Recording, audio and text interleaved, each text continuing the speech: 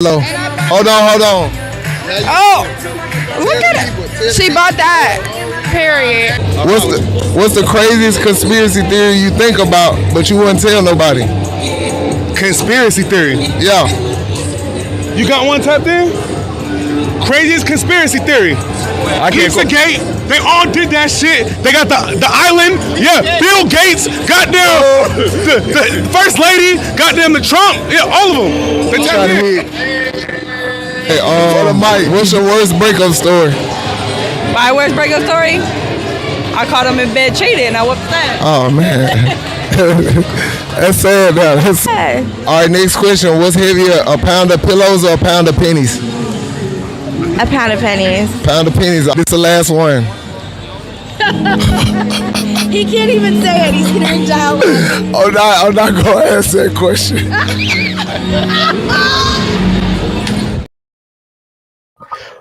Welcome to the New Normal Podcast. Thank y'all for tuning in tonight. Before we get started, make sure y'all like the video, subscribe, share the video. Today we got a nice topic for y'all. We will be talking about, did Carlee Russell damage relationships between Black people?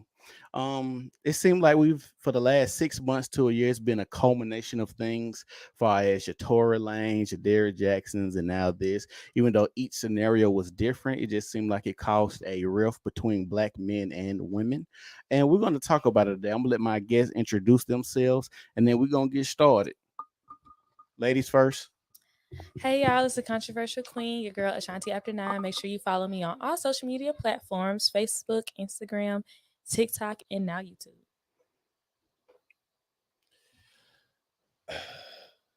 Brad, Toast makers, shot takers, and puff chasers. This is your great Sir Bradley Ashton. I'm back again. Normal podcast. I don't know how many episodes this is for me, but it's always a pleasure to be in the mix one more again, especially with my collaborators, Ashanti and the Date Master and Sid as well. Make sure to follow me on all platforms at Sir Bradley Ashton. Yes, sir. It's the Date Master. We're back. New Normal Podcast. Make sure you like, share the page, share this video. We're talking about Carlee. Yeah, we're gonna go and get into it. I ain't gonna even waste no more time. So I'm gonna start with you, Brad. Do you think this will be a rift between Black men and women? Well, there's already a rift, right? I think it just adds another layer, another dimension to it. I think this is kind of like an example of Black men wanting to see some form of accountability come from women, and particularly Black women. And just from what has happened and what hasn't happened, as far as responsibility and accountability and a lot of coddling and enabling going on, it really just kind of shows like the dichotomy of what Black men and Black women go through with one another. One side wants, oh, you need to give her grace, you need to give her some form of comfort in her time of need. The other side saying, to hell with that shit. She need to be responsible and accountable for her actions. And this is just an example of the many ways and forms that Black men and Black women can't see eye to eye on a day-to-day basis. So to answer the question again, I don't think that it's caused more of a rift. I just think it's added an extra layer. Chris, you go ahead. Tell me what you think. You get the other one, right? Yeah, I think the rift is only open wider. It was already a rift way before social media. You got to go and look at the 90s. You go back further than that. You can go back further. This just at minimum. Most people can go back to the 90s and see on TV, in the music, like, I don't want no scrubs, this, that. The men were singing the love song, but the women were singing the breakup songs. You got your Keisha Coles. Like, a lot of the songs they sell in our music, that's why I say our entertainment is always, like, this is entertainment to us, this whole situation. Even though it's a serious situation, because, let's say, Miss Blanchard's mother, who lost her daughter in real life, lended support because she thought this was genuine. She thought she can sympathize with this woman because she went through the same situation, but her situation was real. So for this to be fake, it's like a spit in the face. So it exposes a wider issue, not just on the situation at hand, but the response and the reaction. You had people who really severed ties with people that they had long relationships with, friendships. So people all over a farce. So think about how you can fall out with somebody who real over something that's fake. But that's just my 2 cents. To comment on that, I feel like definitely people did fall out with friendships and stuff like that. I personally am just of the belief that those friendships already had fractures and this was like the last straw, in my opinion, just from what I've seen. And I think that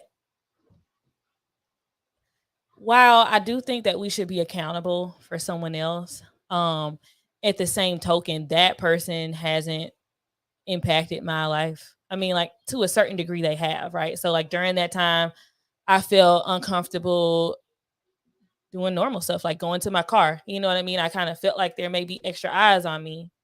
Um, I usually like to go run or exercise in the morning. I kind of felt hesitant to do those things now because there could be someone that could be looking to snatch up another person off the road or whatever. But in my opinion, it hasn't caused me to be arguing with anybody. Like I haven't argued with anybody, and I was someone who initially felt like, dang, this is a tragedy. She's someone that I don't know personally, but I know through some people.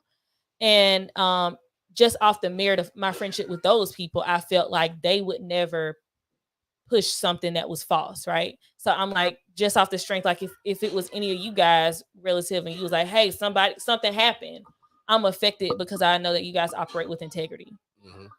My viewpoint has changed since then, but I ain't finna be arguing with nobody on the internet. Now I did say a couple things that got under people's skin because I felt like their call to action was a little too early.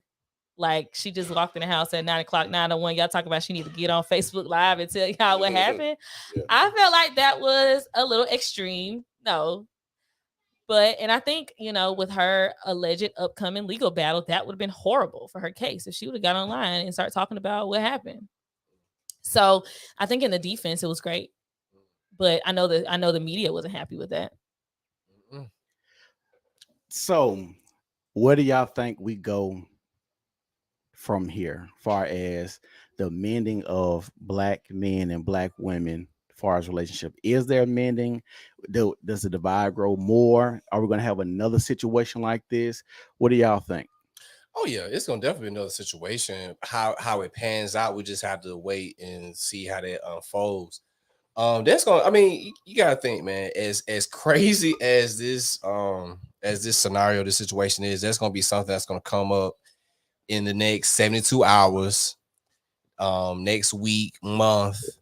That's going to take away our attention, and we're gonna be on different opposing sides again. It's kind of like we're constantly finding different subjects to be, I guess, like divided on. And I think it comes down to like kind of like fundamental like values as far as like, individual, how we grew up on, or how we think that the collective should be. And I think a lot of that just comes from quite a few of us not growing up on code, whether it be a man or whether it be a woman. So going forward, I just see that it's going to, this is just kind of like another situation in the bucket, what I'm saying? Just add it to the collection. Something else is going to come up, I mean, if you go on, I've gotten back pretty active on Twitter. I mean, shit, man, like on Twitter, man, it's a constant civil war between black men and black women on there, so same shit, just a different day. I think sometimes people argue like in this with the difference of opinion and it came down to arguments. I feel like there are two kind of people. I feel like there are people that argue to convince, and I think there are people that kind of argue to explain, right? So some people want to argue you to your submission. So they're going to come up with every point to make you feel like you are wrong and they are right or whatever it is. And then you have some people that's just like, I get it, but I just don't feel like that. And I think that the people that want to convince are just louder because they're vigilant. on like I'm finna be going up and down my feet, going off on people, making statuses, doing all that other stuff because y'all need to be convinced that this is the right side. And the other people that just say their piece is like, you know, I like me. I felt like my only plight, I didn't feel like people was wrong for having questions. I felt like, can she at least go to a hospital, get checked out? You know what I mean? Like we had very limited information at that time. We just knew she had gotten home via foot, you know, which sounded odd, but like, dang, can she not get a good night rest, wake up in the morning, have a bowl of Wheaties, and then get up on the mic, you know, or talk to somebody, talk to law enforcement or something? That was my only plight. I didn't feel like I needed to convince anybody of that because I already knew that was going to happen. On the onset, you didn't see a baby. Like when it first happened, the first word of it, like you gotta question your intelligence to say she was the only one that saw a baby just out the gate. It don't sound right, and you're not getting away from Hoover that quickly, bro. like 459 South. They showed up in 4 minutes. yeah, like where you 4 to going? 5 minutes. Come on now. You're not disappearing and thin out. So on the onset, for people to take such an extreme stance on something that started off flaky and really be convicted of this, I thought about only to going. be incorrect 100% and still stand on what they initially thought and making excuses. Because now what the scapegoat is mental health. I know this is always a scapegoat. So to his question, like Kiki Palmer just happened a week ago. Yeah, like What happened before that? Scottie Pippen and no, the week Michael before Jordan. The week before that, we had Dr. Umar. Dr. Umar. So it's a rolling stone. It's always gonna be something because that's the program. So you think right now they're trying to program black men and black women to be divided? It's not right now. They've been doing it. You're just seeing it on autopilot because we don't even have to. You don't see them in the affairs other than mediating. Like you got your people like Adam 22 or Vlad instigating certain rap beefs and just conflict that he has no investment in other than seeing the conflict because he gonna make the money. But it's on autopilot. Right. It's always a fight. It's always a fight, and most of the time you're gonna see no accountability taken. What do y'all think are some measures that we need to take? Because I've been seeing this thing where now it's been a while, but it just is ever present. Like men are talking about body count, women talking about money. It's like it seemed like we at a point where men and women got their signals crossed because we see a lot of men now that's supposed to be masculine acting feminine, and then we calling them women masculine. What do we need to do to come back together? Dump the culture. Think the culture bad. Dump it got to be a hard factory reset, and it sounds crazy because it ain't never really been thought of. Like you got to reset everything. Yeah. Entertain you. Listen to music. Yeah. You see what's on TV. You see what's on the internet. It ain't nothing positive. So you can't possibly think you're gonna get something positive out of something when it's always negative. The negative news, like this story being viral, if she would have graduated nursing school and went and got a job, you think she'll be all over the globe? No. Yeah, absolutely. So this shows what frequency we operating on. Until you dump that coach and that mindset, you're gonna keep getting the same shit because people are gonna keep perpetuating the same behaviors. Baby mamas, baby daddies, bastard children, all this type. You're gonna keep getting this chaos because there's no organization, there's no values. Relationships right now is transactional. It's all about the physical.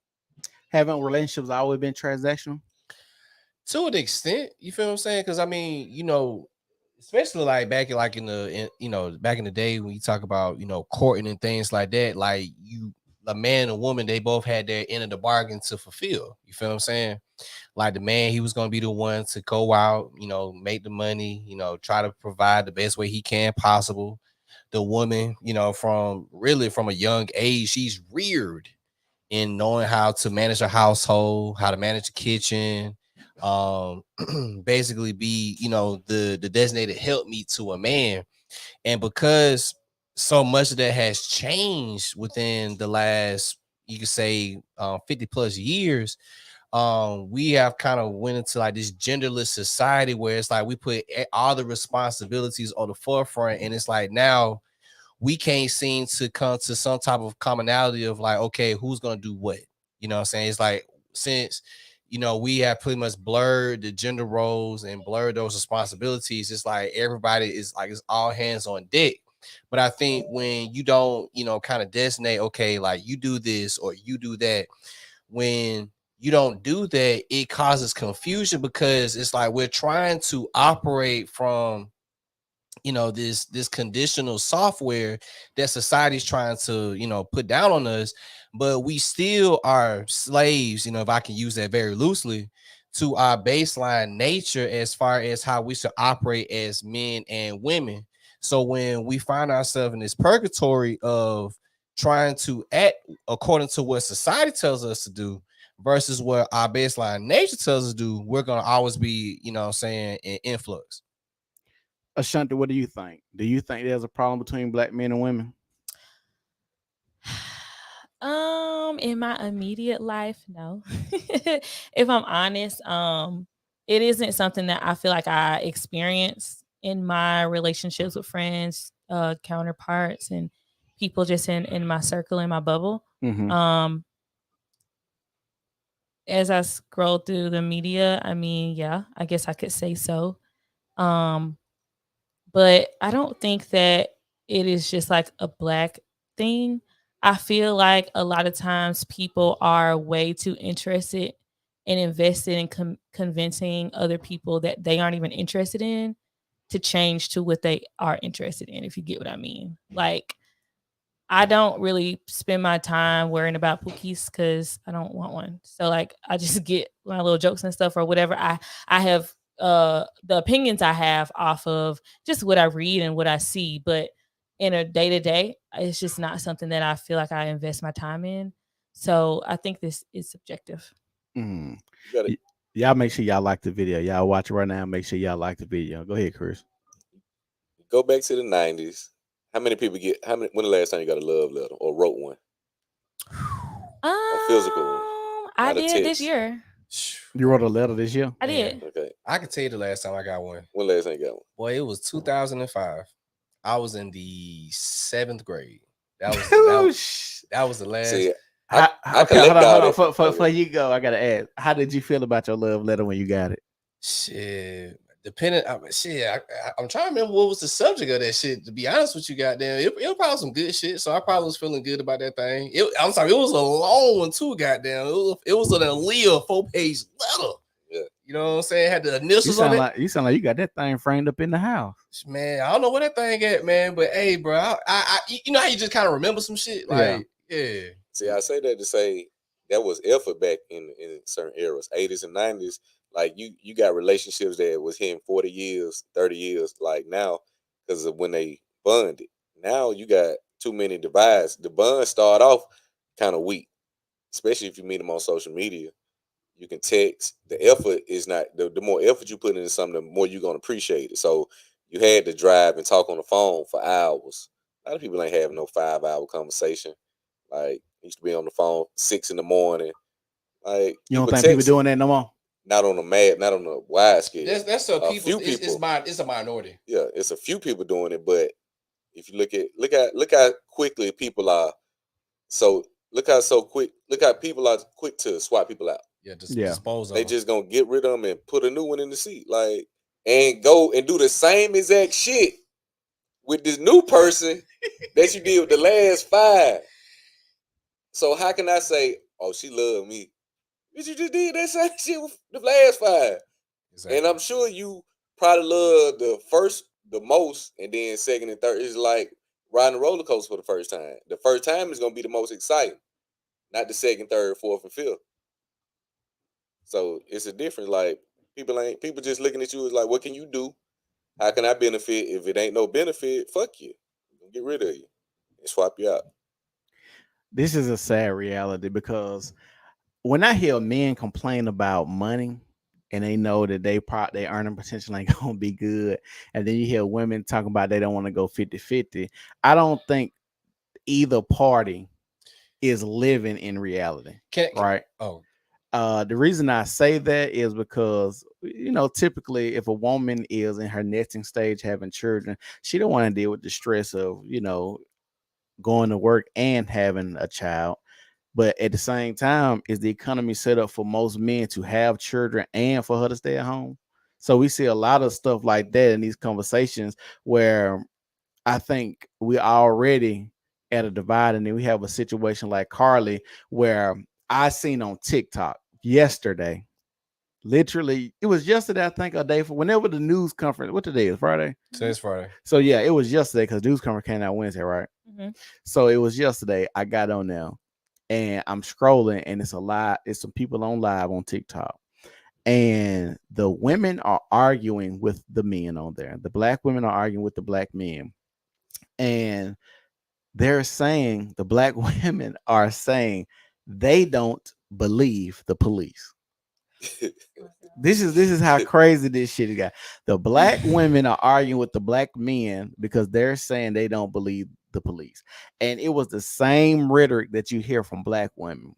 We birthed a whole nation. When the police beat up on y'all, we always there if y'all right or wrong. We always doing X, Y, and Z for y'all. Y'all never can, do something for us. And it's like, bruh, it's the same. Hold on, it's the same pro-black talk where you just skeptical about everything when it comes to the system. Like some of this stuff, even on how black people got free, that was good white people to help us get free. So if you're gonna look at everybody and painting with a broad brush, sometimes that could be dangerous in how you look at certain things.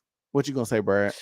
Oh, it was something you had spoke to. I guess the young ladies made the comment, and it's something that always irks me when I hear sisters say this. Like, oh, when a black man gonna just step in the gap and defend us, and when they gonna just be there for us? And I'm like, bro, are you sleepwalking? Like, are you blind? Are you not aware of how black men have literally continuously and pretty much will always stand the gap for black women, even if it's deserved or not? When you talk about civil rights, that was men that drove that. You feel what I'm saying? When you talk about shit, affirmative action, truth be told, y'all, that was supposed to be for us. You know what I'm saying? That was originally supposed to be for black men. But our women ended up benefiting from that more than we did. You feel what I'm saying? A lot of the things that our women they look at and they think that they're not getting from us, bro. We're pretty much the only ones that do for them on a consistent basis. But it's almost like when you're in a relationship and you do so many things for your mate, but it's that one time you fuck up. Yeah. And that's the one time that they always point out. And it's like, bro, I did all this good shit. Yeah. But you focus on this one time that I'm not there for your ass. Now it's, oh shit, you a fucked up individual. And it's like, bro, what we got going on here? You know what I'm saying? Yeah. What we got going on, man? But yeah, man. And then you said something too about like men not being men, women not being women, and like not want to go 50-50. Bro, black people, listen. We have always been egalitarian, y'all. We have always been, hey, you go to work, I go to work, we gonna make this money, we're gonna put it in the pot, we're gonna pay these bills, we're gonna do what we gotta do, and we're gonna rinse and repeat for the next goddamn day. Black women, stop talking about y'all never work, bro. Y'all have always worked. Yeah. Y'all have always worked. Y'all may have not been doing like corporate, white collar, climbing up the, ladder type shit, but no, you've been doing some day work. You know what I'm saying? And we talking about black women in America. They've always worked from time of slavery. We have a point in like the early 1900s where black men was doing good when you had your industrial revolution and all that stuff coming up, where the black men had all the job, knew all the know-how when it comes to the jobs. And that's why, you had the unions forming and stuff like that. But for the most part, black women work, if it was in the kitchen, if it was a maid, if it was, cleaning somebody's house, it breastfeeding somebody's child, like black women always work. It was a thing. And I did a podcast on this where it seems like black women are trying to take their dating cues from white women on how white women date. And when we talk about money, I'm like, bruh, like, do y'all not really understand? Like, the last documented slave, literally died in the 1900s. And then people always talking about the white men got way more money than black men.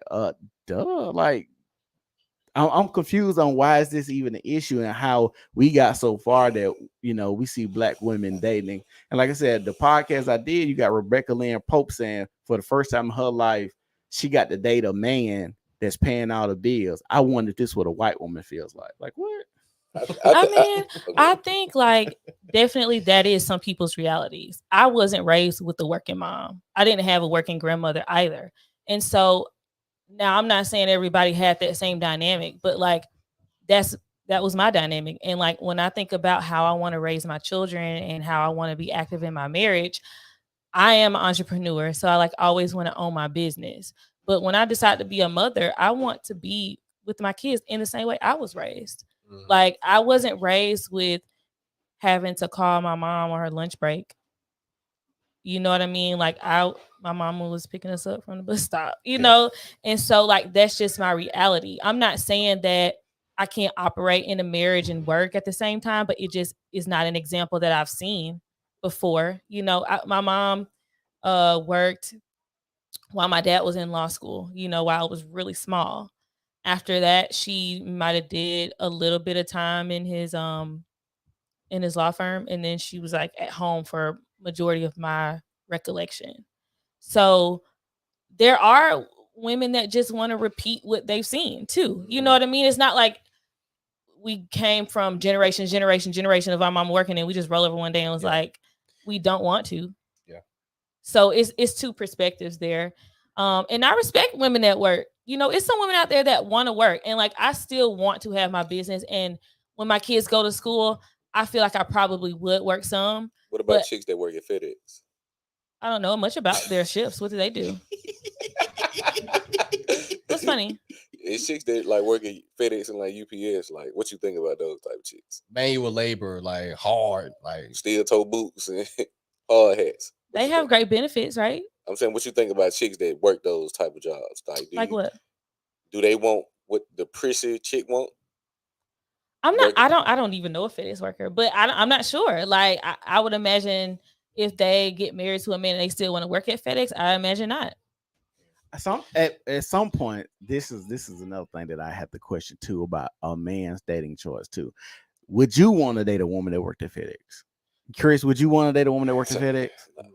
Okay, then. So it's like we could talk about the women working, but if we talking about from a dating perspective, do you want to date a woman that's doing it? You look at the black man's preference in dating, and you look at certain things that women say they haven't got from us. A lot of the stuff that we would have, let's say if it was another race, that we would have had certain infrastructure. We spending the money on Christmas J's, back to school clothes, going to trips, eating bullshit, just a bunch of stuff that don't amount to nothing. If we took that same money and let's say we went into a minimalist mindset and we're working toward a goal and we're investing and we're making certain profits, now we transition into the lifestyle that a lot of women want. They think they're just going to jump into it.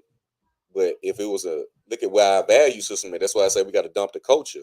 We spent billions of dollars on bullshit every year. You look at Christmas, the amount of money black people spend on Christmas is insane. If we took that same money and invested in neighborhood community development, the education, our own independent, so we teach this right here, we teach this right here. We got institutions that produce high income skills. Mm-hmm. We don't do that. We dump the money. And how long it take the black dollar to circulate in the black community?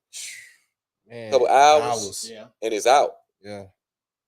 Some communities it's almost damn near a month. So that's why women say we haven't done anything, because the thing we've done is only for temporary satisfaction. Yeah. It's only to show, because I want to post little man and them got a good Christmas on Facebook because Keisha and them little son just got competing over bullshit. I think those are usually people living at the poverty line, though, honestly, because they're really going hard to show that their kids are not lacking in certain areas when they may be lacking in other areas that may be a little bit more. It's kids without a marriage is my. It shouldn't even be kids. It's a tangle pathology where it's not just with the hood rich folks. You know what I'm saying? It's everywhere. Like everywhere is trying to paint this picture, this facade of what they want others to think that their lifestyle is versus what their reality really is day to day.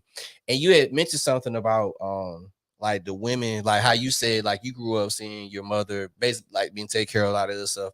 And I mean, that's awesome. Like, I don't think, and much to Chris' point too, I don't think that when you see black men and black women having to go out and work, simultaneously, I don't think it's a thing where as black men we're like, oh damn, like I want my woman to work. You feel what I'm saying?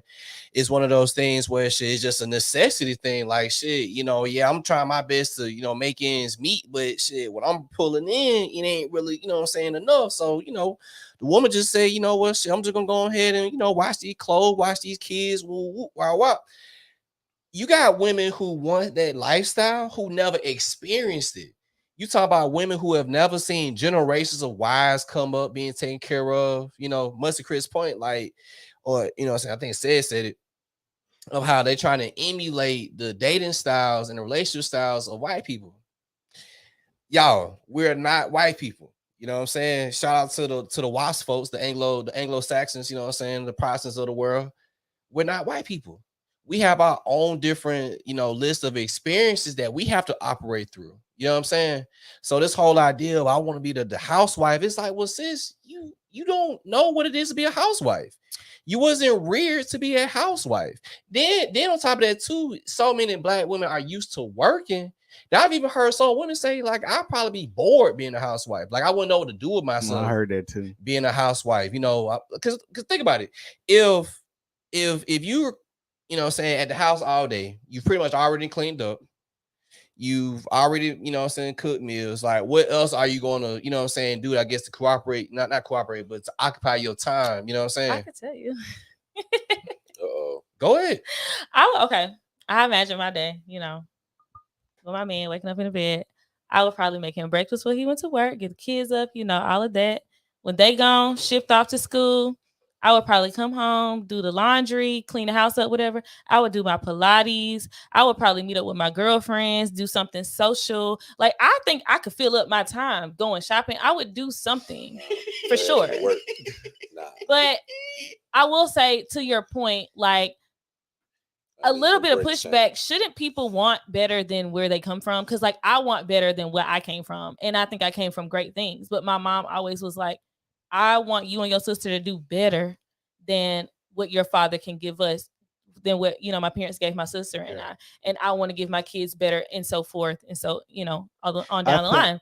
But also, to the point that you were speaking of, the only thing I have that would be a problem with that, if the guy's like, hey, I'm not in a position right now where I can cover things, I think that they need to get together and talk about, if that's something that the guy is interested in, let me get a job and let's come up with a time frame so you can elevate or get your classes together or get your new career or something like that. Because that's what my parents did. Like, my dad got out the military. He wanted to go to law school. He told my sister and I, when your mom was working, she was helping me do my job. Like, she was helping me do what I was supposed to be doing.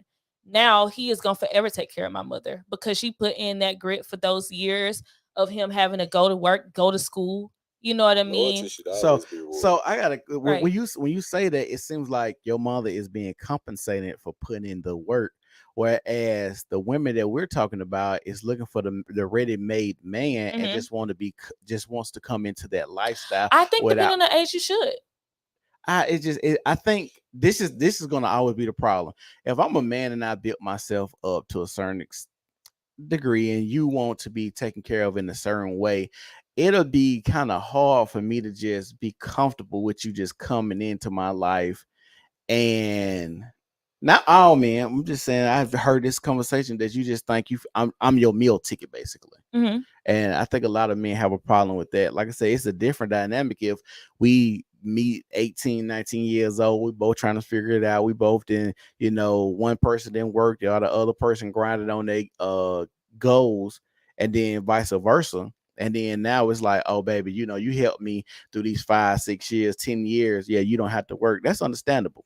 Mm-hmm. So I mean, if I'm 28 and I'm talking to a man that's like 48, I do imagine to walk in to a maroon carpet, almost red or pink. Like, I don't expect you've had 20 plus years on top of me to get up out here and work. You know what I mean? Like, and that's just how it goes down. It may not be morally right, but that's just how a woman brain think. You've been working, like, if we start both working at 28 or 20, I've been working 8 years. You've been working 20. If you expose your intention for that very reason, like you only fucking with me because I'm up. Yeah.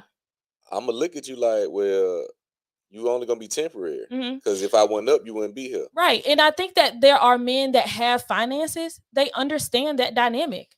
There aren't a lot.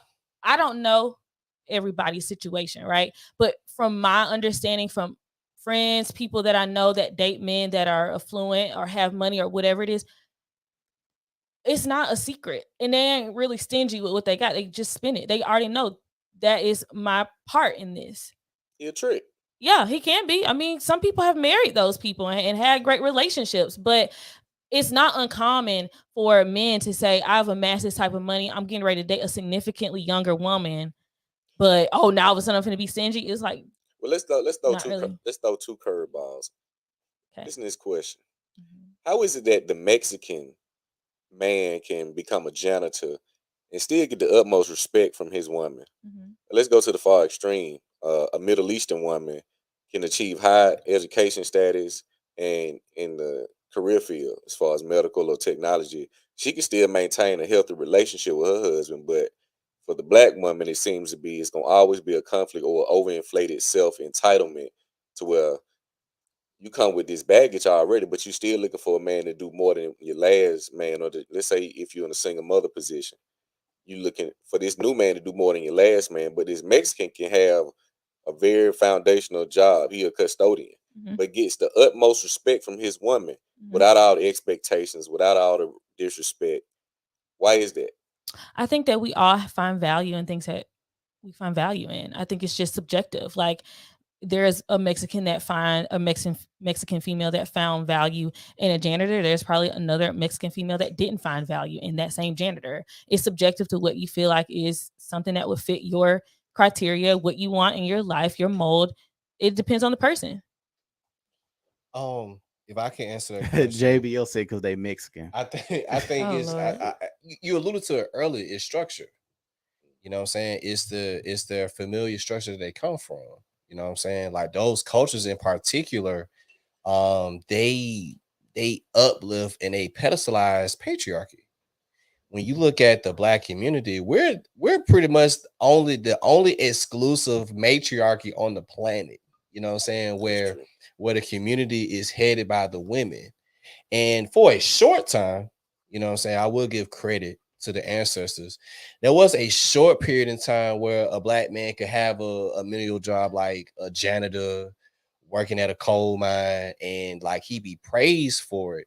But once, you know, sisters started getting incentivized by going to college and, you know, getting the higher paid jobs in the 80s and the 90s, you know, saying the Gen X generation, once they started seeing upper mobility and things like that, then they started to kind of see like, okay, well, if I'm able to get, you know, XYZ jobs, why can't black men get, you know, these same jobs too? You know what I'm saying? And then started trying to put his value and his worth, you know, primarily on what he did for a job and his occupation.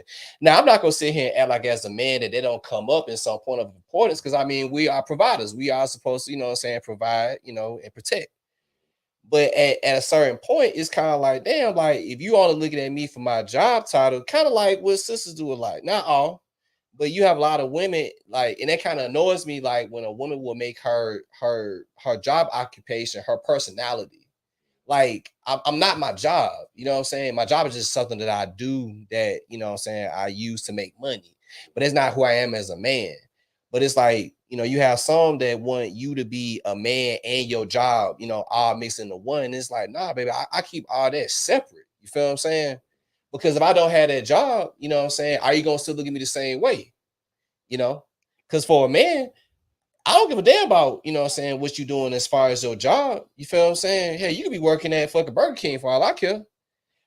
Do you respect me? do you have the same vision? Do you share the same vision? Let me say that. Do you share the same vision that I have? You know what I'm saying? Like, can we come together and map out a plan that's conducive for not only some like the things that I want, but that you want too? I'm gonna say I got some points. First of all, Ashanti said when you are dating someone, or I guess a person should want more for themselves. I think those are environmental talking points. For instance, like if you come up in the environment where people are striving to do better and be better, then that makes sense. But if you're in an environment where everybody's doing the same thing, then a lot of times you're gonna get the same, outcome, because environments articulate behavior. Also, Brad said something about men not wanting or don't care about what a woman does far as employment. And I think we as men need to change our mindset on that as well, because because it's expensive out here. It is time for you got to date. You need to be meeting a woman who's making money, who's in a position to, if you fall down, she can continue going on. If you paying all the bill, let's say you making $100, she work at Burger King, like you say, and she making $20,000 a year, and she get fired, and you get fired or something happen, she can't support the family like that.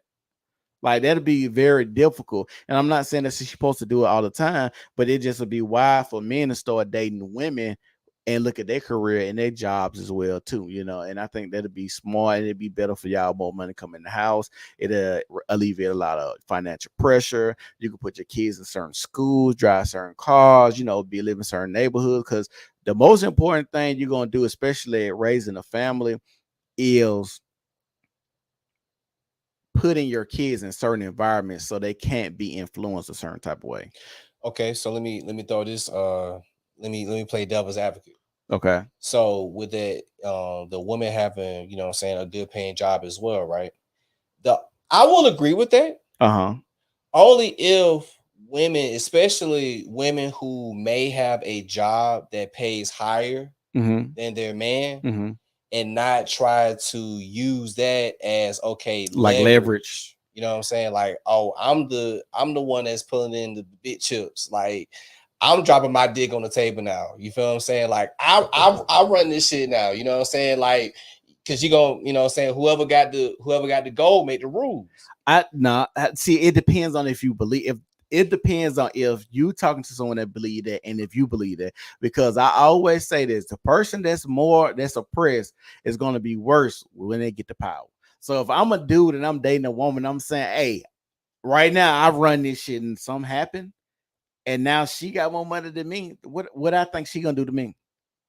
If I come in the house and I, like you said, drop my dick on the table, hey, I run this shit, and then something happened, and she making the money now, and she paying out the bills. What you think gonna happen? So I just think it depends on the mindset of the man and the woman, because I don't ever feel like I've dated a woman that would ever say to me, I've run this shit because I make more money.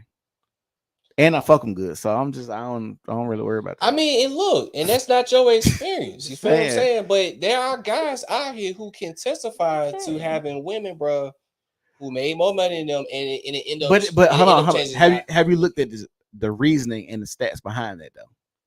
You can't just say it's the money, because it when you go in depth and look at that, a lot of those men ain't working as many hours as the women. The women make more money, work longer hours, come home, still deal with the children. Like, the woman literally is doing everything. We ain't just talking about she just making more money. She's still doing everything. So like, if let's say she make 30,000 more, but it's requiring her to work more hours. If you at home and she still got to come home and cook and clean and do all this other stuff, then what do you expect? If I got to come home, cook, clean, make more money, and provide for the family and take care of the kids, what are you here for? She's supposed to be providing. You know what I'm saying? But I'm saying you got. But then it's like, because then with that whole money piece with the woman, we're saying, okay, because you're doing that you're now, and this is kind of like one of the, like, I would say the cons where it comes with that, right? All right, you spending your better hours of the day making money, but then it's like, all right, now you coming home, now you giving, what I'm saying, what you got left. You feel what I'm saying? Like, at the end of the day, what's gonna be more important? You know what I'm saying? Like the resources that you're bringing in or the resources that you're maintaining within the household. Both. But if you're the man, you're already supposed to be handling that for her. You feel what I'm saying? Now we I talk feel like about you talk about on a, you know what I'm saying, like a what if, like, you know, if I'm down, like shit, Shawty gotta. You can't. It's life. You just can't. You can't plan for life. I mean, you can't plan for life. I mean, well, no, I ain't gonna say that. Now you can always have a plan. You know what I'm saying? It may not necessarily go the way in which you wanted to. So then, if you got a plan that don't go the way you plan, you gotta go back to the goddamn chalkboard. But that's making a new plan. So that means you can always make a plan. You can always make a plan. Are you rejecting it if your chick say, "Hey, here $600 on the mortgage"? You taking it? Shit, that's a hard, you know what I'm saying? Like that. Now you supposed to be the provider. That's a hard. Like, that's a hard. But she's still offering it. Are you taking it, or you gonna tell her to keep it? And why? If that situation was to arise, somebody would probably say I'm being crazy, but I probably like, nah, man. I'll try to see if I can hustle that shit. You feel what I'm saying? Because at the end of the day, I don't want that situation. Because I've had a similar like that, not as big as that money. Let's say you don't even need it. She just giving it to you. She just giving it to you. you. Hey, it's $600 on the.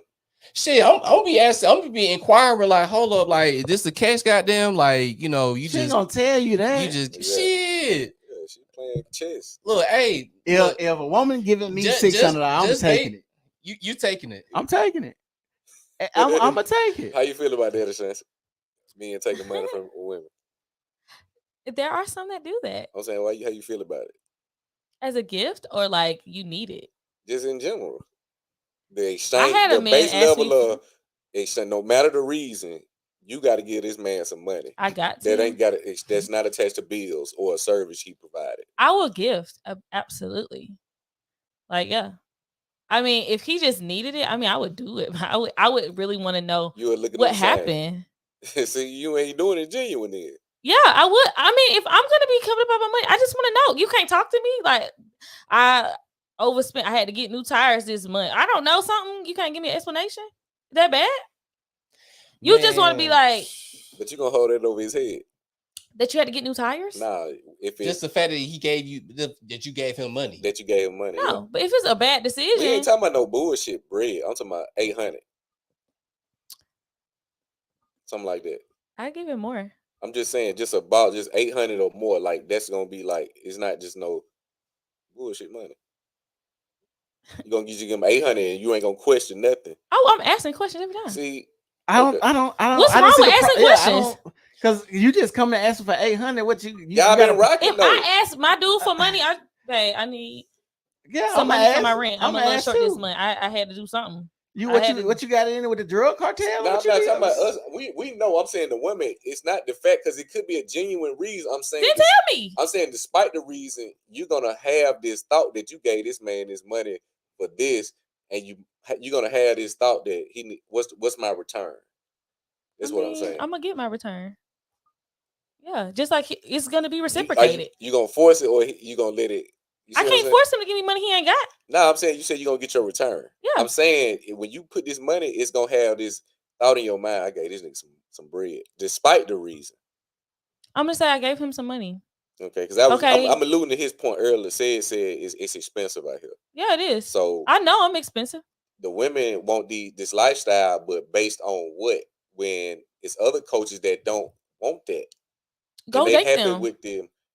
Why is that the option versus saying, I'm gonna change for my man? Because, and that's what I said before, I feel like a lot of times there are people that want to change people they don't even want. If you want a woman that is going to be in adjacent to this lifestyle, wouldn't it be easier to get a woman in that lane than it would be to change this other woman that's not in that lane? Yeah, that just makes sense. And the reason I say that, like I always say, like who likes you. A lot of people are trying to date people they don't genuinely like all those. Like for instance, I've met guys who date girls who got a pretty face, right? She a little chunky, and he say, well, I'm gonna get her in the gym. She lose, 40, 50 pounds. Mm-hmm. She gonna be A1, right? But she never lose the 40, 50 pounds. In fact, she have 1 or 2 babies and got bigger, and now you're less attractive to her.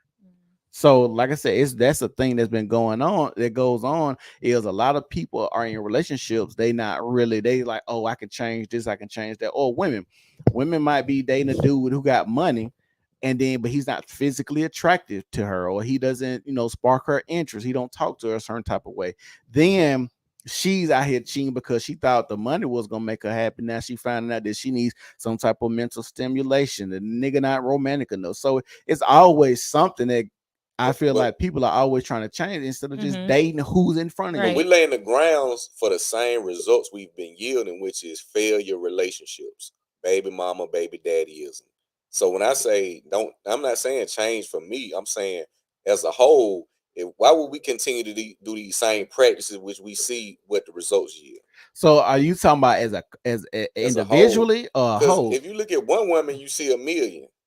Most of them have the same talking points. Most of them follow the same religion, same iPhone, same purse, same shoes, same lashes, same nails. It's same programming.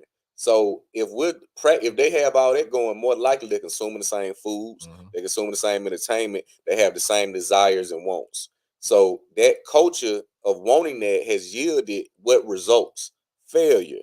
If we dump that shit, we probably can get back to the essence. But instead of saying what we'll do is find you that small percentage that still like elevation, or they still like to be, excluded from the bullshit. Right. Versus now we're gonna continue to revel in it and just hope we get better. Yeah. It ain't gonna get better because you're gonna keep doing the same shit. Because everybody got the same wants. Same pathology. thing. Yep. So when it comes to this Carlee situation, and we see how black women are still taking up for them, are they still doing the same thing far as culture, the same rhetoric? Do you see anything going to change from this far as how black women move their image? Are they going to clean up their image? What do y'all think? I think things just gonna just remain as is. I don't think that anything is gonna necessarily change as far as like behavior. Because Chris kind of alluded to it earlier, like in order for behavior to change, the environment has to change. You know what I'm saying? I don't know if you follow this dude on YouTube. I've been following him quite a bit. And Chris make sure y'all like the video. And Chris may have heard of him. This cat, he's more on the black pill space called BJ's Itmore. And he talks about how, black women are who they are. You know what I'm saying? Taking a line from BOA. They're not good. They're not bad. They just are. And you have to say to yourself, okay, as a black man or any man, all right, with what what you have in front of you, are you going to deal with, said black woman? Now, this is not an indictment on all black women, because we do understand that there are some, outstanding black women out here, doing the damn thing, and shout out to them. But I think what we have discovered, and especially within the last like 10, 15 years of like Facebook really being like a platform for not just individuals, but men specifically, to be able to come out and also share their stories, share their experiences, trade notes, and then also kind of learn what not to do going forward if you choose to go into a relationship, or even if you choose to do something like a monk mode, or you decide to go your own way, or whatever path you choose to do for your life. But now, I mean, this is just kind of like another exposure of kind of the things that as black men, we've kind of always known about our women. But it's like now the rest of the world is starting to see this shit, firsthand, like, oh, damn, like this will be going on in the black community. And it's like, bro, we've been telling y'all this shit, you know what I'm saying? But because we didn't have the platforms, because mainstream media doesn't support, male-oriented content, it's these type of stories or the experiences that we have had, with our women, if I could say that, are just now coming out to the forefront. But to reiterate the question, no, I don't think that anything is going to change. I think this is just, same shit, just a different day. Ashante, how do you feel about this situation and how people viewing it? We've had this talk already, but since we on here, how do you feel about it? So, okay. So if there are a lot of black women that are just like, and this may sound bad, I want to word it correctly, but there are some people that are just so pro-black that it could kill them.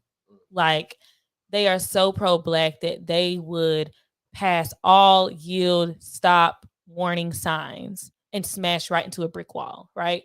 Even when the facts are laid out there.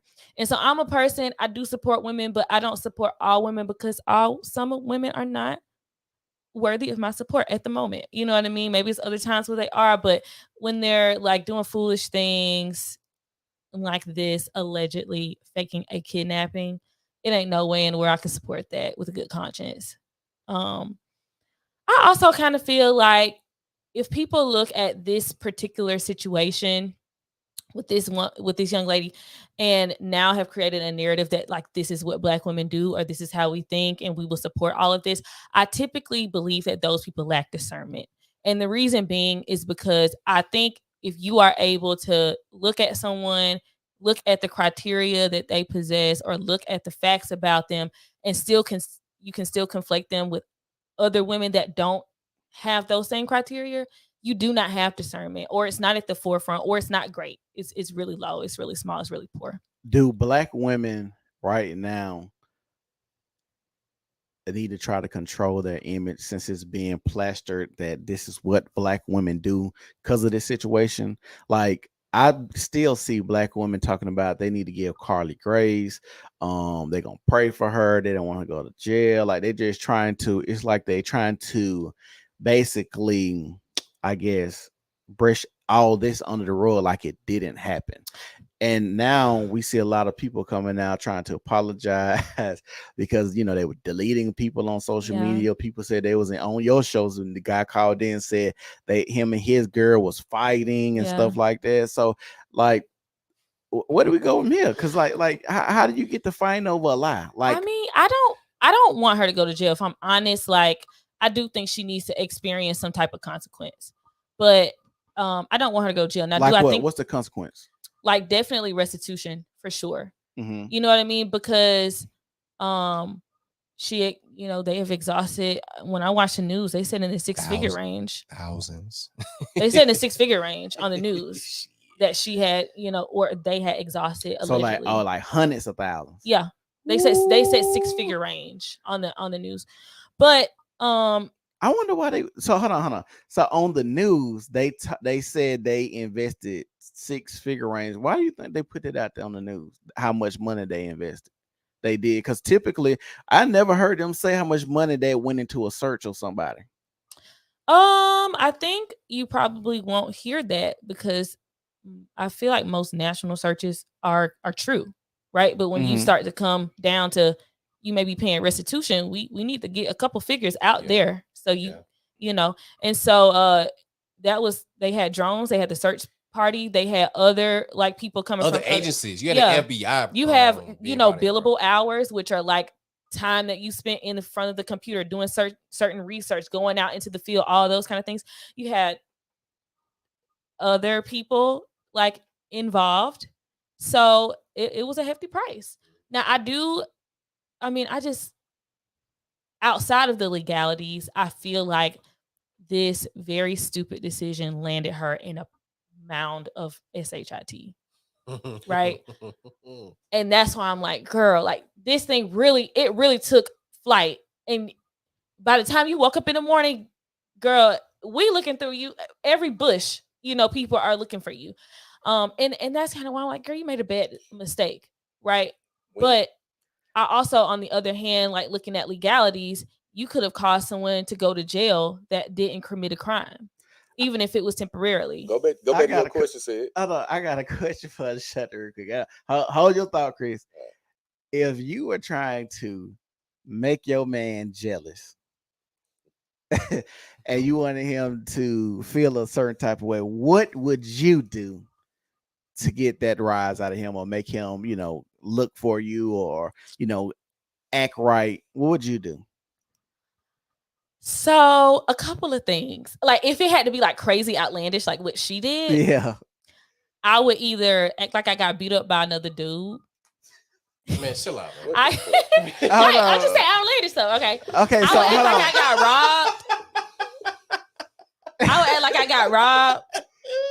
So hold on, why would you act like you got beat up by another dude? I'm just saying, like, if it's extreme like this, if it's my natural self, I would never do that. No, I'm saying, if you go tell him you got beat up by another dude, like, what is that gonna do? Like, you trying to say you was messing with another dude, he beat you up, or you just out and you want to see if he's gonna come like to you your was rescue? out, because I feel like she wanted the rescue. I feel like she wanted the okay, my man gonna come see about me, whatever. Yeah, you know what I mean? You gonna make him go crash out? Yeah, literally. And then we gonna do what we gotta do at the red roof. You know what I mean? Turn up, get a pop. Allegedly at the red roof. No, when turn he up, crash out, he crash out.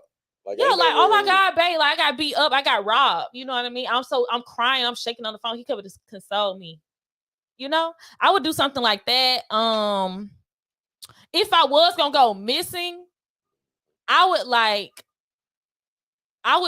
get my girlfriends in on it. Maybe I wouldn't go viral like her. I'd be like, girl, tell him that, you know, I was so upset. I was like, I'm really missing dude, and I just ran off, and I was like, I ain't even coming back. I would do something drastic like that, like, just, I can't live life in Birmingham without you type stuff. I would never call the police. Going back to your question, Sid, the image, and this is why you have the divide. You got women that's really standing behind this because they're capable of this type of manipulation, or has used this type of manipulation, maybe not in the same capacity, but in some capacity, so they can identify with what she did. So basically, they understand. They see Carlee in her. They see themselves in Carlee. So what they'll do is stand behind it. You have liars that's gonna stand behind liars, killers gonna stand behind killers. You're gonna have people your own kind. It's like a frat. It's a sorority. I want to say one more thing too. Go ahead. Or, and this one just popped in my head, I would fake like I was in the hospital, like I was real ill. Anyway, I had a girl do that to me. Bro, same shit, bro. Yeah, like real ill, like, you know, I'm gonna have to text you when they release me. I'm in the ER. I can't have my phone on me right now. Blah blah blah. And then when I get home, I would just be so weak. Like, send me a picture of that IV so I can know it's real. I had a girl fake a pregnancy on me due to COVID. I had a girl lie and say she was in the hospital. Well, she was in the hospital, but it was all in the same time. She lied and said she was pregnant, and she called me and said she was in the hospital. So I thought she was having like a miscarriage or something. And then when I got there, she was like, "Yeah, they're taking out my gallbladder." And I was like, "What?" And she was like, "Yeah." I was like, "Well, what happened to the baby?" She was like, "Oh, I'm not pregnant." I was like, "Nigga, what?" Like, that's why I'm here. Right. What happened to you, Brad? Shit, I had kind of similar situation, you know what I'm saying, whole pregnancy thing or whatever. And like, this is like post, like, you know what I'm saying, pregnancy shit or whatever. And I had got with somebody else, and like, basically she was trying to get me to break up with this chick, right? Mm-hmm. And I was like, man, I'm not gonna break up with her, bro. And she told me something, if you don't break up with her, I'm gonna cut myself and shit. I'm like, God damn, bro, like you tripping, bro. Like, and then she would call me the next day talking about, yeah, I'm in a hospital and all the other shit. I never really fully like went all out and tried to investigate whether this shit happened or not. But to even know, even back then, this is like 2014. So I'm like, bro, if somebody is willing to do this shit, you know what I'm saying, 10 years ago, bro, I'm just like, damn, like, folks are still out here to What's like. the room number? Angelina. I'm finna send some goddamn. She said, "Oh yeah, one missed call. I miscarried. You should have answered. I needed you. It was not your fault." Hell no. But yeah, like these type of stories, man. Like, we thinking this shit crazy, man. It's plenty of men across America that probably got stories that top this shit. Well, I don't know. Not I don't know. I don't know. If so okay. So let me not say top, but they competing. Yeah. You know what I'm saying? Question. It's something similar. Will this be the story? This be the scandal of the year, 2023? Mm-hmm. Easy. Yeah. You think something's gonna come out wilder? Because right now, this take the cake. I mean, all right. So as currently constructed, yes. However, we still got another 4 months and some change. I mean, shit, anything can happen. Goddamn, you feel what I'm saying? What could top this Carlee situation? Listen, I mean, bro. Not to compare the two, but like, for example, let's look at 2020, right? We thought the biggest thing that happened in 2020 was Kobe passing away, right? Mm-hmm. Shit, COVID. COVID was 2019, I thought. No, 2020. Oh, Already it was? 2021. Yeah. 2020. Oh, you're right. You're right. COVID, world shut down. So listen, and COVID passed away. That was some big shit. But then to have COVID happen and the world shut down, it's like, oh shit, like this is some shit. So yeah, don't get me wrong. Like Ashanti said earlier, like this shit done made it all the way to goddamn Australia and shit. You know? JBO said, aliens gonna come out. Oh god. Well, shit, they already coming out. Oh well, yeah. Carlee might be an alien. Carlee might be an alien. Disappeared on your ass. Hey, y'all put in the comment section in 20. What can top this Carlee situation for the end of the year? What do y'all think could top this Carlee situation? Because this is still wild to me that I was so shocked when I got on TikTok yesterday morning and seen multiple people Lives. still defending, and now they're questioning the police because they're so pro-black they cannot live in reality. So the police are lying. They had issues in Hoover before. It's Alabama, it's racist. And I'm gonna say this: people don't understand this too. People always try to act like the South is the most racist place. And we got so many people and leaders used to talk about once they left the South, how many people were actually more racist than in the South. And that's because people in the South deal with black people more than any other place. Like when I go like to Vegas or something, I'm seeing people just staring at me, like white people just staring at me and stuff like that. And it's like, this is weird. Cause like, I don't feel like I have those problems when I'm down here in the South with white people and stuff. What y'all think? I mean, yeah, like you said, bro.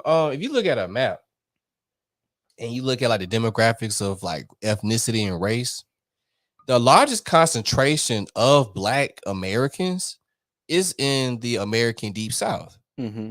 And then as you start to disperse across the country, you start to see those numbers get smaller and smaller. I think the second largest population of Black people are in like the Midwest, like Chicago, Indiana, you know what I'm saying? Milwaukee, places like that. But the South and the Midwest second are your biggest concentrations of Black people. So white people are going to have more of a time of knowing how to intermingle with us. You feel what I'm saying? Mm-hmm. That's why when you go to like middle America, like your Nebraskas, your South Dakotas, your North Dakotas, your Montanas, where it may be a sprinkle of Negroes out there. And it's like, oh shit. Like, for example, it takes for a basketball player from the Utah Jazz to talk about their experiences playing in Salt Lake City. Mm-hmm. They say they literally get stared at because they know that they're one of the few Black people who actually occupy a place in Salt Lake. Yeah. Because it's a Mormon state. So they know Black folks ain't really into, Mormonhood and things like that, So it's going to be a different experience. And then kind of like you said, alluding to, going out of the South and experience more racism. MLK said it himself. When he was doing his protesting trip up in Chicago, I think around like 1966, he said, bro, Chicago, I wouldn't say he said the north side. He said, bro, the north side of Chicago was way more racist than what he experienced in Birmingham, Atlanta. Malcolm X said the same thing when they leave the South. Yeah. So it's like, God damn, like you would think the home of blatant, in your face racism, you would think that it'd be worse, but nah, bro. Like you got people who have went into what they call the Mason-Dixie line, or the North, the good guys, where the abolitionists were from. Excuse me. You would think that those are the ones that had your best interest, but nah, bro. Like shit, they more so were more. I guess you could say they more so hid their racism more so than their South counterpart, their Southern counterparts. So in the comment section, they said Trump will have to go to jail, or the president will have to die to top this story. I was thinking that, but I ain't want to put death on Sleepy Joe. Yeah, that I think I would have goddamn 97 years old. It's a wrap. Hang it up. So, fellas, what do y'all think should happen to Carlee? Do y'all think, Chris, do you think she should go to jail? Yep. I think she should go to jail, but I'm gonna tell you right now, she's not gonna go to jail. Nothing long, but You have to start making examples out of people because this is the second story. It was this same story happened in 2020. The only thing, the girl returned within hours after she was reported missing. Remember this? She was 18, and I want to say it was in Hoover. I thought it was Montgomery. Nah, this is in Birmingham. You know, they had another girl go missing in Montgomery, and she showed up the same time. Same time as Carlee. She was like 15 though. Gotcha. Okay. But this story has happened on several occasions, which turned out to be a farce or it to be some type of love affair involved. Yeah. So you really have to address this situation versus what, because to fake an abduction when you have a lot of children that go missing, especially in Ohio, Tennessee, Texas, you got thousands, hundreds of thousands of women and children that go missing. These people are going missing for real, and you playing with it because you know the attention. You already got caught researching. It's premeditated. So you don't have no scapegoat in mental health. You don't have no scapegoat in nothing when you premeditated this. So you need to suffer some consequences because this is an ongoing thing. And you don't think the real culprits, let's say the real abductors, will start adapting and watching these hoax stories and say, oh, they doing this when this was reported. Oh, they using these type of resources. So now all I got to do is adjust my scheme to make myself a little bit more efficient. They not getting this though. Yeah. So yeah, send her to jail. Yeah, I think that she should get jail time, but knowing how the system is, especially towards women in crime, man, she probably gonna more so get like probation. Yeah, she ain't gonna go to jail. She probably get more like probation or whatever. But to Chris's point though, like you have to start punishing these things because if you don't, you're gonna potentially establish a precedence that okay, it's okay to do. Exactly. You know what I'm saying? And it's like if we're gonna call ourselves equal to one another when certain situations go down, like you should be able to deal with the consequences of your actions just like your, you know what I'm saying, your counterpart. Because let's flip this. And let's say that a black man did this. Justice Smollett. And the only reason why I believe that Juicy the only reason why he got off the way he did, and this is my humble opinion, because we're gay. That famous and he part of the Letterman group. Facts. You know what I'm saying? If he was a heterosexual black man, shit, it's a wrap. You gonna sit. He enough easy. So I just want to tell everybody that's watching, make sure y'all like the video, share the video. I appreciate you guys watching. What do y'all think should happen to Carlee? Let us know in the comment section. What do y'all think should happen to Carlee? What white lady? Yeah, somebody did say that too to me. There was another lady that had faked her abduction. The same with the white lady that. Oh, that lady in Las Vegas. This some years ago. That was married. Sherry Papini. Yeah. Oh yeah, I think did you do a story on this, Chris? What you call brought it up? Myron brought it up. Oh, okay. I seen him mention it. Yeah, Sherry Papini. Yeah. Yeah, and so it like when my thing was, 2016. My thing was when it came to this store, people kept asking why would she lie? Why would she lie? Why would she lie? As if we women don't lie, but we in this time that says believe all women, which is very dangerous and scary. And you can see the programming that's going on because even still, and I'm going to drive this home. Yesterday on TikTok, I seen lies of women saying the police were lying. And the black women are crying out and asking for black men to believe Carlee no matter what is going on. And I don't understand what, if you're going to have the idea of why lie, then somebody could say, well, why would they lie on her? But then they go back to racism. You know, the black woman is the most unprotected woman. You know, the same rhetoric. It's like, it's a talking point to this point at this point now where we have no accountability for anything, and women are running rush hour over and doing whatever. Like we have a chick that went to Dubai and thought she could act and talk to men like she do in America over there. Now she's in jail.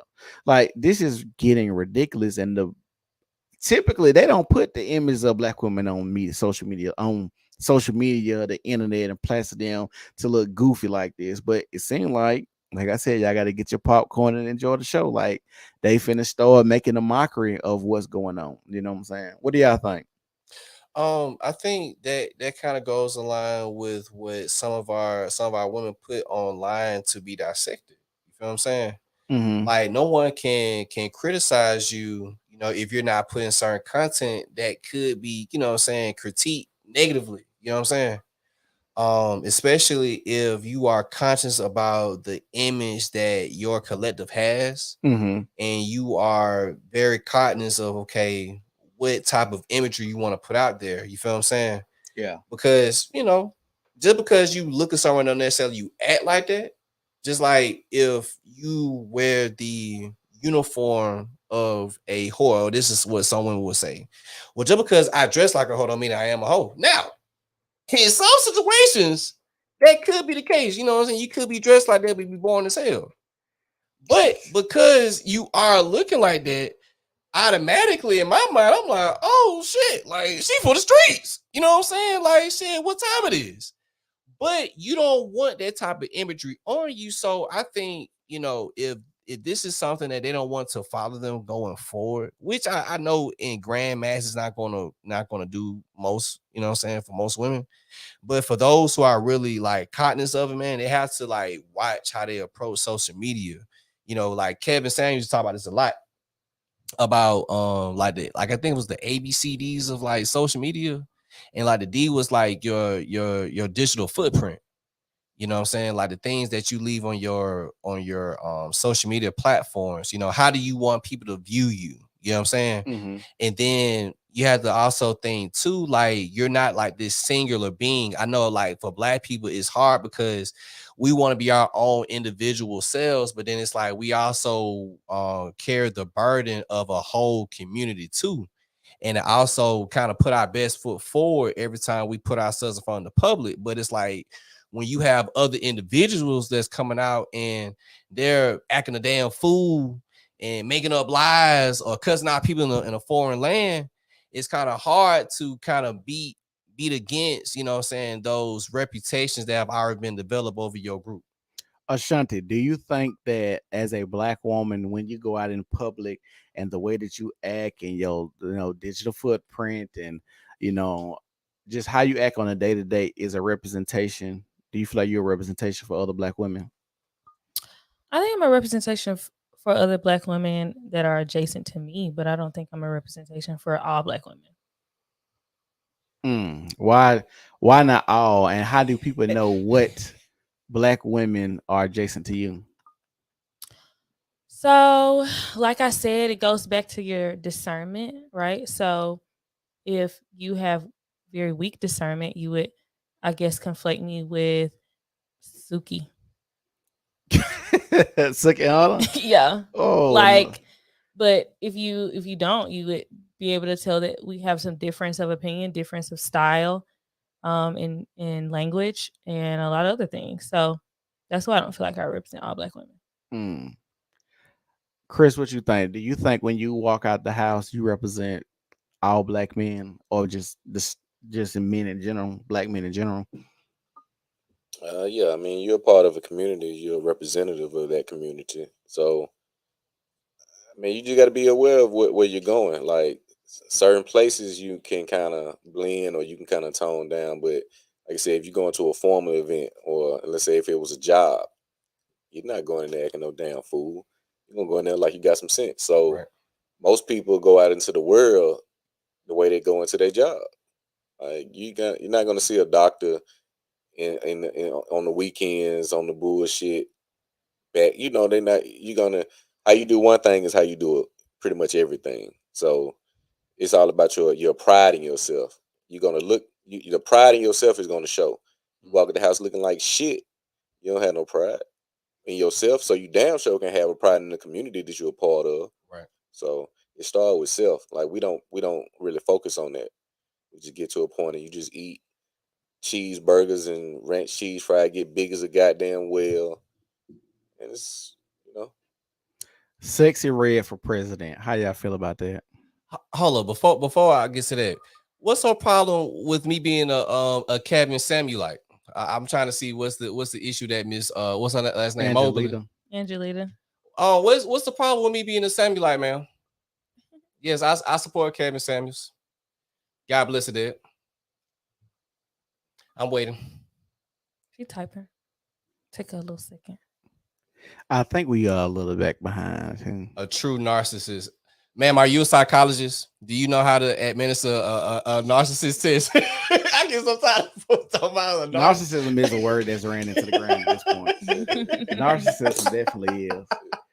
Everybody narcissist. They don't like what you say. They typically say narcissism. right. It's like sensationalized now. Yeah, that's a word that water's so watered down now. It used to mean something, you know. Yeah, I think I can't spell that shit. Get a long call with somebody. That's what they were saying about Carlee too. I was saying she's a narcissist. She want all the attention. Her mama probably won. They never do anything wrong. All the traits of narcissism they was trying to put on them in this situation. And I'm like, bro, that girl just did something stupid. She just did. I really don't think she thought this 100% through, and I don't think she thought it was going to be this big. The fact that they was even able to recover her Google searches. Now I don't know if they can retain like recent searches that have been deleted, but it doesn't appear that she deleted her search history as to how they was able to come across all this search information that she. Man, you can't delete none of no damn phone. You can't. It's a wrap. Even the computers, they come and seize your computers. I'm pretty sure people be deleting that stuff, but it's like something in the hard drive that you can't get rid of. That's why you had to you can reformat your hard drive like a bunch of times, and then sometimes they have it's ways to delete it where you can't recover it. But most people don't have the knowledge to completely erase what's on their computer.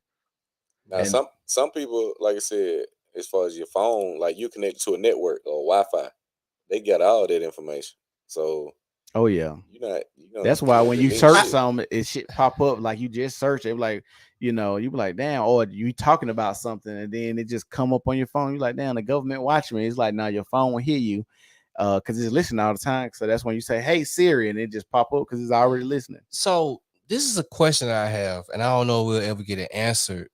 So they said that they Siri. Oh, it went up. Yeah. Oh dang. But I wonder, like in those searches, what was the other search they came across that they couldn't necessarily disclose at that time? For me personally, I'm not answering. I think I hate to sound very morbid, but I'm part of me was probably like I don't know if she was thinking about potentially self-deleting. You know what I'm saying? Like, okay, how can I off myself right quick, you know what I'm saying? Because I'm like, that's kind of like, you telling us all this other stuff that you came across, but these last couple of few searches, he's like, nah, I can't talk about this. It's like, why you can't talk about it? All this other stuff, public information. Tracy, I think it's how I said, Tricia said medical information. I wonder what medical information that you can't tell us. We on the same wavelength. Like STDs or like I wonder what you can, but it said about her mental health. I don't know. Self-deletion, deleting something else. Who knows? Gypsy said abortion. I did hear that. Oh, pregnant. Well, I did hear that too. That might make sense. Too. Shit, Chicago. Shit, you gonna have to go a couple of states. Yeah. Shit. You can't get an abortion in Alabama. Not a elective. You gotta have went to the last Beyonce concert. Man, they here to be for real.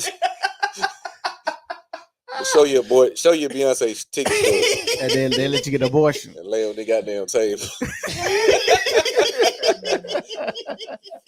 Hell no. She was looking for a state with no waiting. No line, no wait. Boy, hey man, Chicago. You know what's Try to tell crazy? you. We making fun of abortion, and women to be like, "Oh, that's so sick." And every day, Shit, we ain't the one killing babies. That's disgusting. But every day, look, every day you get on social media, y'all ever see that picture of like Mars supposed to be pregnant, jumping down the steps and shit? Like, if I get pregnant, this is what I'm gonna do. Like, they always making jokes about like killing their kids, and I'm like, bro, we have a destructive culture. I'm saying once we dump it and reset everything, you'll get. Because look at what's you're gonna have grandmothers. We talked about this the other day. Said you're gonna have grandmothers called Janaya. This motherfucker, 86 years old, named Janaya. Like, what Janaya gonna be doing in 6 to 8? Look at what's going on now. But where we headed? I mean, I don't think I have an old name. But your name not Janaya. It's Ashanti though. That's not Janaya though. What's Janaya? I mean, it sounds very Ebonic. You know what I'm saying? If I could say that, like Ashanti is more so like a name of culture. Like you can trace your name. It's a tribe called the Ashanti tribe. You know what I'm saying? So like your name means something. It's like let's try nigga rig a name that sound cute and shit because the little girl not knowing that she gonna eventually age. I'm not harping on the name so much. I'm harping on because your name should mean something. So when I say that you have grandmothers that's gonna be named Janaya, you got to look at what conditions and environment they come from. What we seeing on the internet. It's not a day you go by. We share information all day. It's not a day that go by we don't see black people, not just women, but just people on the internet acting a fool every day. What about Cash? What do you think about that name aging? Again, it's all about the environment. What other environment do you get the Janayas from? So it's always a system. So you get somebody named Cash. Well, let me see what environment. Can I see a bunch of them acting a fucking fool on the internet? If I can't see that, then I don't have a problem. Because it's like a name that's used in a lot of different, like in black and white culture at least. Yeah, but you won't see a group of them acting a fool or perpetuating a look. Because lashes. What Chris is saying, people with the name like Naya on the end are typically going to act a certain way. Janaya, Shania, like with people with a whole bunch of apostrophes in their name. Isn't that apostrophe when they get the little dash? You know, like you mean people with 2 apostrophes in their name. Like I always say this, and no lie, I promise y'all, when Young Thug got snatched, I said it's gonna be over half the dudes on this trial gonna have an apostrophe in their name. And I promise you, if you go look at both genders. You look if you go look at these niggas' name, it just all about everybody in there got an apostrophe in their name. A T, a L, a duh. Something like that. And I'm like, especially if his name in the like Quis, like Q-I, like Q-U-I-S. Mm-hmm. You know what I'm saying? Aquarius, and you know what I'm saying? The us on this shit. Like, yeah. So I understand what he's saying about the name and who put their name, but at the same time, you remember when Warren Sapp caught all that flat because he said he give his kids white names on purpose. Yeah, my folks did the same shit. Like I have a very. But was it intentional? Yes, it was very like white bread. Like okay, I don't know how my folks got Chris around this bitch. We want him to have a good name. We want to fuck him up. He going to a job interview like, oh shit, like so you're the same. Yeah, like I'm the same person. And I've actually had people tell me like, yeah, like your folks did a good job on your name because like you like that's the name you get a job with. You feel what I'm saying? So it's like when you come into a job interview, you know what I'm saying? Yo, my name, you know what I'm saying, Janae Jenkins, like should you judge somebody by their name? If you, let's say, I know this is off topic what we're talking about, but should you judge somebody by their name if you are an employer trying to hire just a good candidate? Ashanti, what you think about that? Should I discriminate because I don't like your name or it sounds too ethnic or something like that? What you think? No. You don't think you should discriminate? Mm-mm. What y'all think? I don't think you should do not now because, like I said, we're far removed from a lot of stereotypes. You're looking at the talent in the work. Now, again, it all goes back to image and behavior. You have some people who may have the blue hat or lashes, but they go to work and they show their ass. Numbers through the roof. they're an asset to the company, so you can't always rule it out. But it's all about the industry you in. Like you got, who your partners is, who your supporters, who your constituents are. Like you know how they respond. If let's say Shanae Jenkins or whoever is very proficient in her numbers are top tier, they're not gonna give a damn about that name. They gonna be like, she gonna get the job done. Now I will say this: there is it shouldn't happen, but it is discrimination when it does come to folks' names. And I forget where I saw that, but you have more a stronger likelihood of getting a job if you have an ethnic last name. So like if you have like Arab for last certain name. programs, now that's different. Like exclusive clubs, those type of things, you can be excluded. Like if you're trying to play whatever, pledge or no, whatever. I'm talking like just like a Fortune 500 club, like Fortune 500 like company. You know what I'm saying? Like they pay attention like last names. Like I heard like especially since we talking about like black issues, like if you're like Nigerian, like they look at like your last name, like, oh shit, we finna go hire him just off GP. You know what I'm saying? Not knowing his productivity, nothing like that, but the fact that, you know what I'm saying, Ola McCandy, goddamn it. Oh shit, we finna hire Ola McCandy, goddamn. He got an ethnic last name in this bit. You know what I'm saying? Like they finna do some work. You know what I'm saying? Like, so you had like a Mexican last name and you think your Mexican gonna come out here and do the job right. Shit, hey, if that's the type of job that, you know what I'm saying, they need, then yeah, they probably will, bro. You feel what I'm saying? Like they looking at they looking at the whole name, goddamn. If it look close to some bullshit, they may, you know what I'm saying, second guess that shit. But to Chris's point, you can look at this shit and then be overlooking a very productive person. So it's kind of like a catch-22. You gotta just be real. The person that's going to a certain type of job with blue hair is meant for a certain type of job. Like you're not gonna put her in your boardroom that got the blue fucking hair. You'd be surprised. You'd be surprised. Like I seen, like working in that corporate space for the time I did, you saw a lot of interesting things. And some of these chicks, they moved up and they, toned it down. But and times are changing too, man. Yeah, times like the tattoos were open. Like at some point, you couldn't get a job with a tattoo. Like you go to interview, you see anything visible, they won't hire you. So now, like I said, it's the workforce has definitely changed. The environment is not the same as it was 10 years ago. Shit, not even 5 years ago, because everybody went remote. Yep. And see with my job, like majority of the people who I work with are women. So I do, you know what I'm saying, had the women who got like the short haircut, is blonde, or it may be red, like Kool-Aid red. You know what I'm saying? They got like a pretty little high up position. You feel what I'm saying? Not necessarily like 8th floor, but it's pretty up there. You know what I'm saying? Like I was just watching the news today. A lady working down in like downtown, I guess like she like a councilwoman or some shit, red hair and all type of shit. I'm like, damn, like she really giving like a whole presentation out here. You know what I'm saying? So you'll be surprised, Sid. Like it's, you'll be. I'm telling you, bro. Like all that, you know what I'm saying? Oh, they ain't gonna have no chick with no purple hair. Shit. Like if she getting a job done, hey man, they may have to reconsider. Okay, I mean, look, hey, I hear you. No, I hear you, cause you're more so. If I could guess, like what you was gonna say, like it's more so like not just that, it's an image thing that kind of go along with that too. Like, you don't want to just like when you walk in the door of a building, do I want the bitch right there with the red hair greet me the first thing you see when you come into my establishment? Like you gotta think of it like that. Presentation is a thing. Like, what's your establishment though? Like, where you going? If you in the strip club, okay, cool. What kind of establishment you think about? Like a law firm? If you in a law firm, they gonna hire somebody with the purple hair.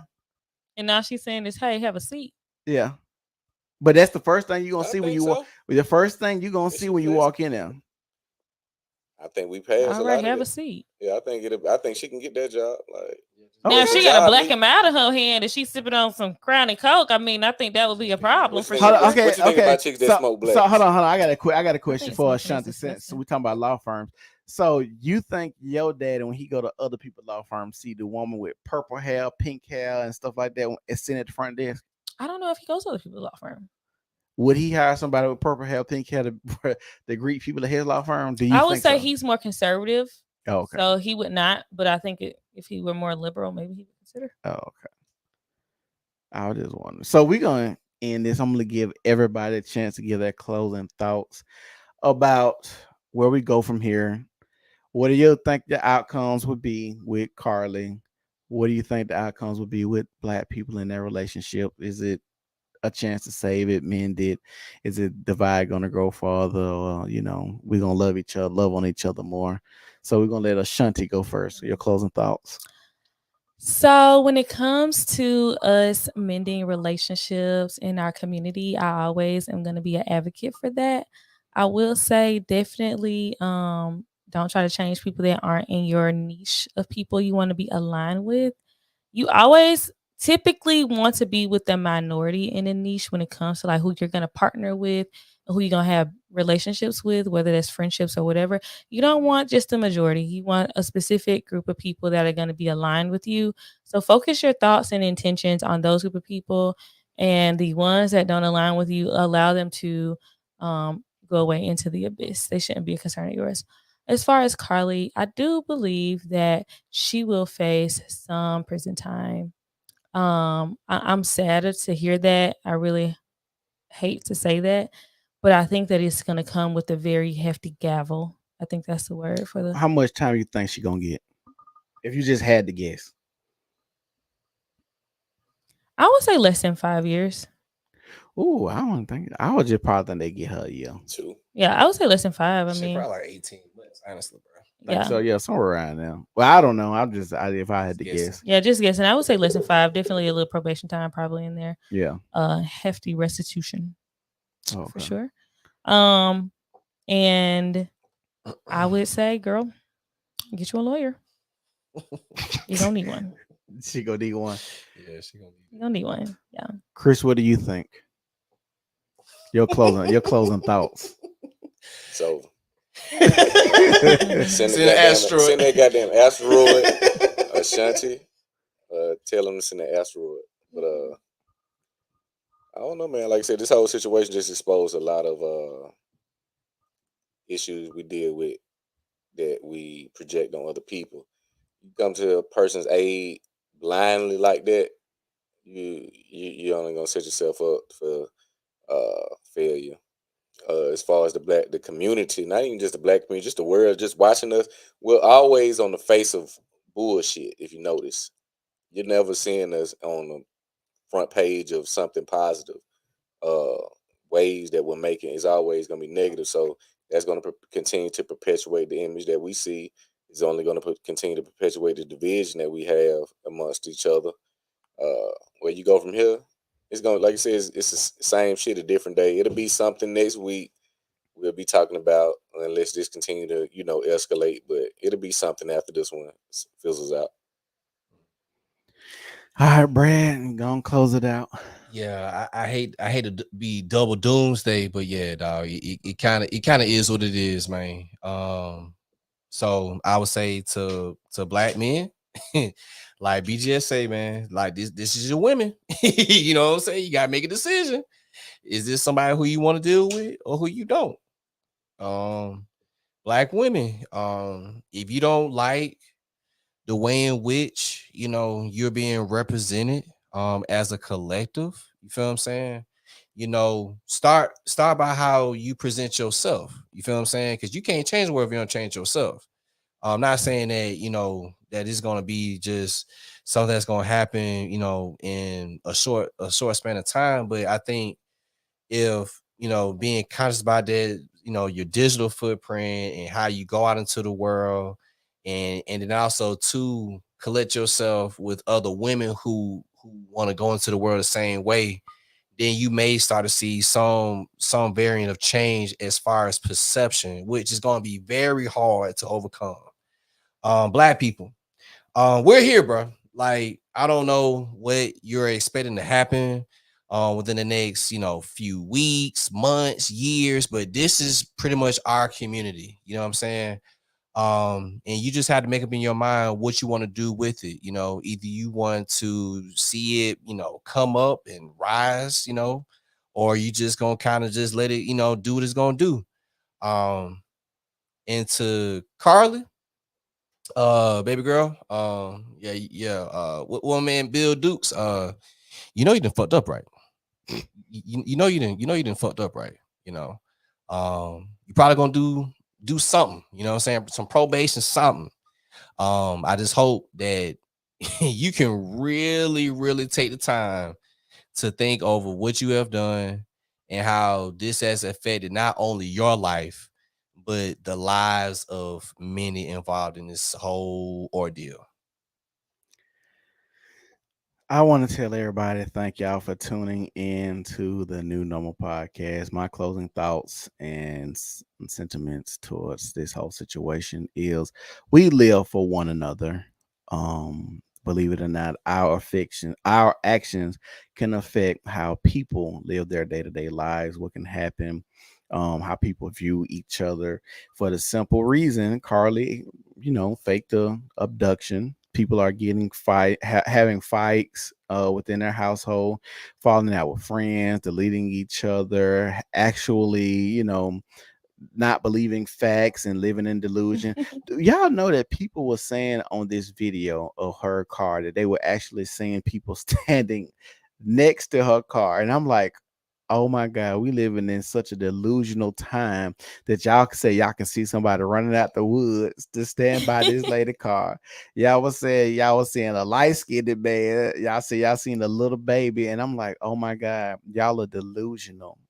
And this situation did expose a lot of the delusion. It exposed a lot of the pro-black extremists. And like I said, I just want to tell everybody we do live for each other. When you walk at their house, your actions can affect someone else. If you're gonna play on people's heartstrings, and then let's talk about just something simple as in relationships.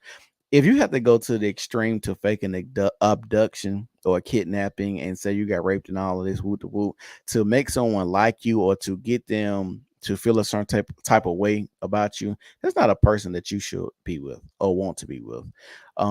Like who like you. I think that's important. Like who like you. And if people don't want you and they moving on, let them go. You don't have to delete them, delete yourself, cause hoax or anything like that. I just want to tell y'all that. And I think the reason that I see so many men saying they need to throw the book at her is because we understand there has to be actions for certain consequences that people do.